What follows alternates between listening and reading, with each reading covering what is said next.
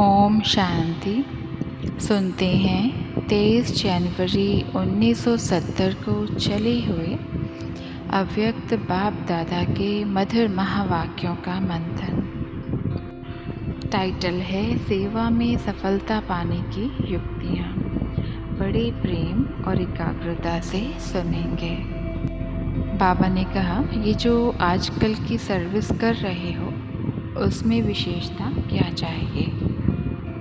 भाषण तो वर्षों से कर ही रहे हो, लेकिन अब भाषणों की ऐसी अव्यक्त स्थिति भरनी है जो बात करते हुए भी सभी ऐसे अनुभव करें कि यह तो जैसे कि अशरीरी आभास से परे न्यारे स्थिति में स्थित होकर बोल रहे हैं। यह स्पीकर्स और ब्राह्मण स्पीकर्स दूर से ही अलग दिखाई देंगे। बाबा ने कहा, यह स्पीकर्स और ब्राह्मण स्पीकर्स दूर से ही अलग देखने में आए, तब है सम्मेलन की सफलता। कोई अनजान भी सभा में प्रवेश करे तो दूर से ही महसूस करे कि अनोखे बोलने वाले हैं। सिर्फ वाणी का जो बल है वह तो कंठरस तक रह जाता है, लेकिन अव्यक्त स्थिति में स्थित होकर जो बोलना होता है वह सिर्फ कंठरस नहीं लेकिन मन रस भी होगा। जैसे चैतन्य व्यक्त भाव को स्पष्ट करते हैं, वैसे ही चित्र चैतन्य बनकर साक्षात्कार कराएं। बाहर की आर्ट की बात नहीं है, लेकिन बाहर के साथ अंदर भी ऐसा ही हो। बाप दादा यही नवीनता देखना चाहते हैं। कम बोलना भी कर्तव्य बड़ा कर दिखाए। चित्रों में भी अव्यक्त चैतन्यता हो, जो दूर से ही ऐसी महसूसता आए। नहीं तो इतनी प्रजा कैसे बनेगी। सिर्फ मुख से नहीं लेकिन आंतरिक स्थिति से जो प्रजा बनेगी उसे ही आंतरिक सुख का अनुभव कहा जाता है।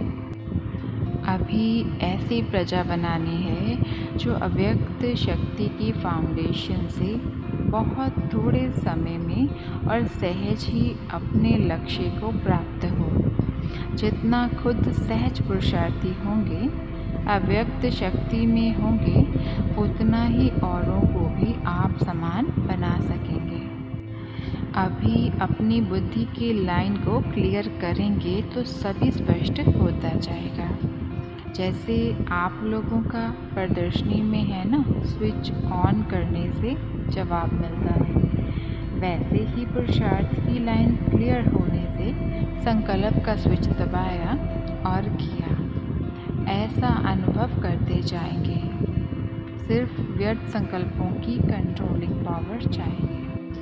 अव्यक्त स्थिति क्या चीज़ होती है, इसका अनुभव कराना है। आपकी एक्टिविटी में सभी समय की घड़ी को देखें। समय की घड़ी बनकर जा रहे हो। जैसे साकार भी समय की घड़ी बने ना, वैसे शरीर के होते अव्यक्त स्थिति के घंटे बजाने की घड़ी बनना है। यह सर्विस सभी से अच्छी है। बाप दादा और देवी परिवार सभी के स्नेह के सूत्र में मन का बनकर पिरोना है। स्नेह के सूत्र में पिरोया हुआ मैं मन का हूँ।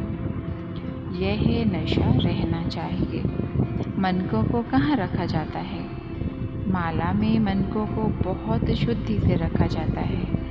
उठाते भी बहुत शुद्धि पूर्वक हैं। हम भी ऐसा अमूल्य मन का हैं, यह समझना है। जो भी सेवा केंद्र हैं, उन्हों के वायुमंडल को आकर्षण में बनाना चाहिए, जो उन्हों को अव्यक्त वतन देखने में आए। कोई भी दूर से महसूस करे कि यह इस घर के बीच में कोई चिराग है। चिराग दूर से ही रोशनी देता है, अपने तरफ आकर्षित करता है। तो चिराग माफिक चमकता हुआ नजर आए, तब है सफलता। लौकिक में अलौकिकता भरने से ही अलौकिक सर्विस होती है। अलौकिक सर्विस क्या करे? बाबा ने कहा, अलौकिक सर्विस क्या करते हो? आत्मा का कनेक्शन पावर हाउस के साथ करने की सर्विस करते हो। कोई तार के साथ कनेक्शन करना होता है तो रबड़ उतारना होता है ना। वैसे ही आपका भी पहला कर्तव्य है कि अपने को आत्मा समझ शरीर के भान से अलग बनाना।